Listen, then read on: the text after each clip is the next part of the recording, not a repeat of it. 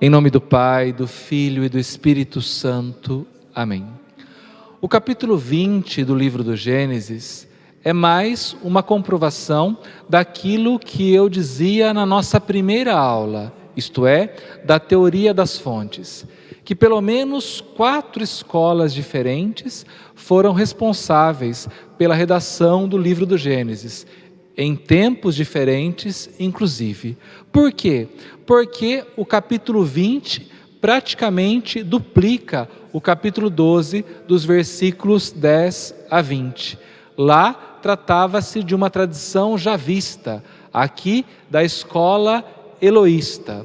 Lá falava de Faraó, que tomou Sara e levou para seu harém. Aqui fala de Abimeleque, que fez a mesma coisa, tomou Sara e levou para seu harém. Começa dizendo assim o versículo 1: Abraão partiu dali para a região do Neguebe. Estabeleceu-se entre Cádiz e Sur, e viveu algum tempo em Gerara. Ele dizia de Sara, sua mulher, que era sua irmã. Abimeleque, rei de Gerara, arrebatou-lhe. Veja, Abimeleque tomou para seu harém aquela mulher. Por quê? Porque se viu encantado pela sua beleza. Mas pense comigo, uma mulher que, conforme os relatos do livro do Gênesis até agora, já tinha a esta altura 90 anos e ainda estava grávida. Como é que se poderia falar de uma beleza que atraísse um homem para ter esta mulher em seu harém, tratando-se de uma senhora de 90 anos e ainda grávida nessa idade? Na verdade, o autor sagrado quer ressaltar a beleza da mulher judia, dizendo que já na matriarca, isto é, naquela que deu origem ao povo, a beleza estava como que impressa, ao ponto de todos aqueles que a viam encantarem-se com sua beleza. Abimeleque arrebatou-lhe, mas Deus apareceu em sonhos a Abimeleque. E apareceu em sonhos a quê? Para quê? Para pedir contas a Abimeleque. Guarde bem essa informação. Deus, neste momento, está pedindo contas a Abimeleque por ter tomado Sara e levado para o seu harém.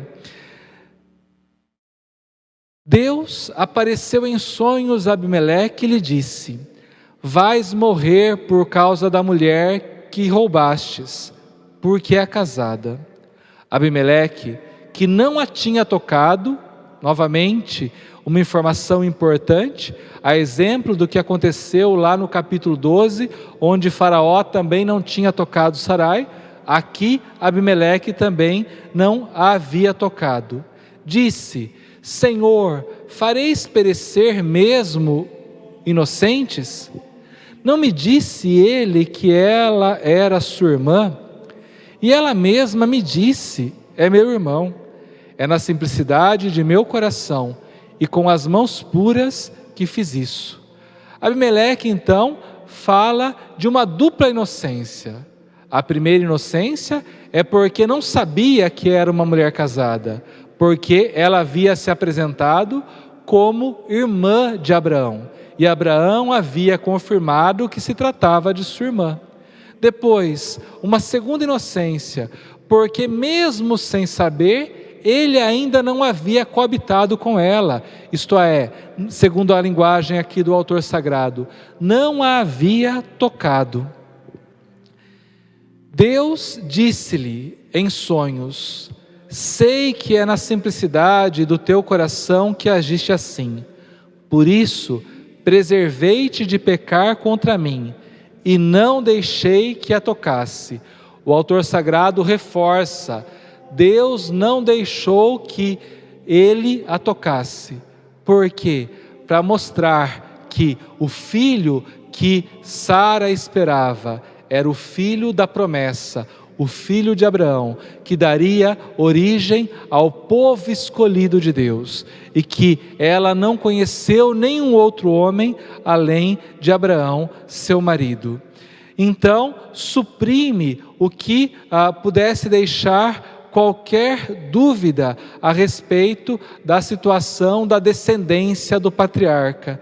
Assim, o autor sagrado age para mostrar que Sara concebeu por intervenção de Deus, de Abraão, para gerar o povo escolhido.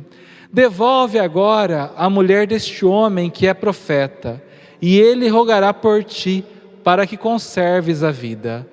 Profeta, segundo a mentalidade do autor sagrado neste momento, é um homem que tem uma relação privilegiada com Deus, o que o torna inviolável, razão pela qual sua mulher sequer foi tocada.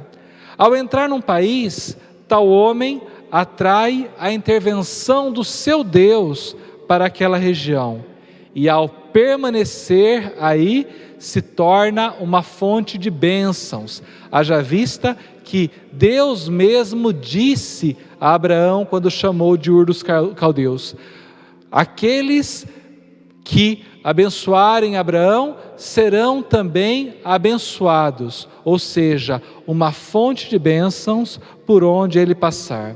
Mas se não a devolveres, sabes que morrerás seguramente, tu e todos os teus.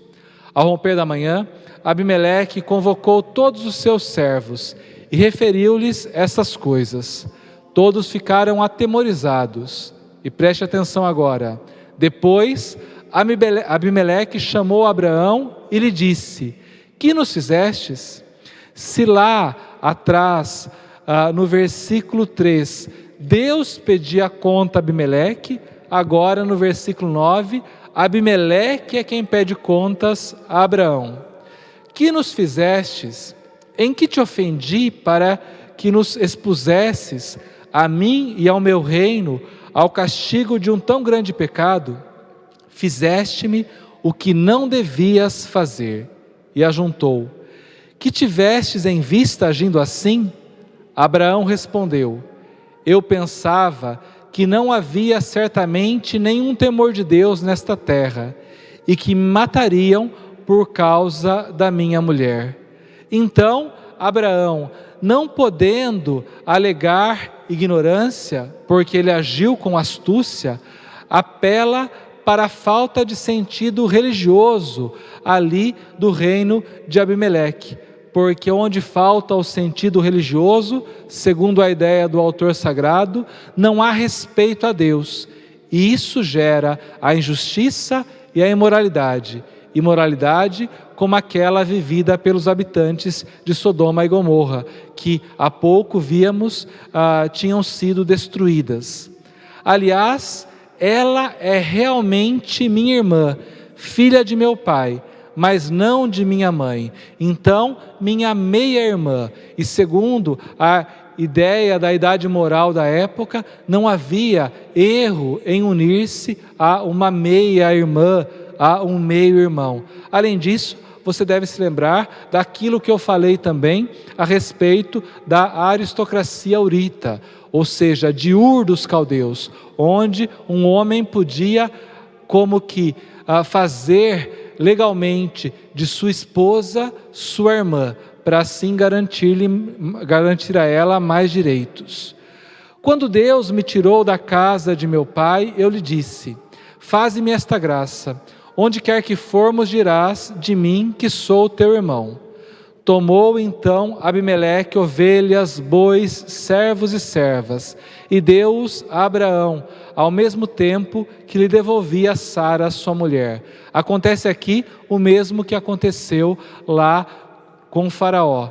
Ele enriquece Abraão, dando-lhe muitos bens, dando-lhe um grande rebanho e devolvendo sua mulher, exatamente como acontecerá com o povo de Deus, quando no livro do Êxodo sair da escravidão do Egito, abastecido pelo rei do Egito, enriquecido, podemos dizer assim, depois da escravidão vivida por mais de 400 anos.